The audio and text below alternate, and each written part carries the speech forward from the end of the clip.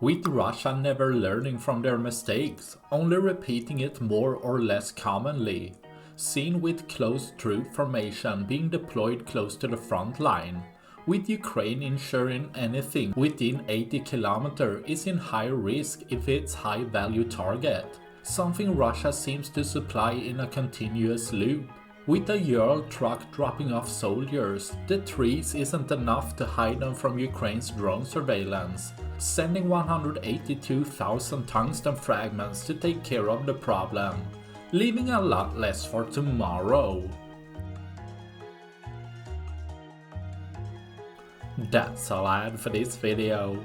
Please like and subscribe for more. Thanks for watching. Bye.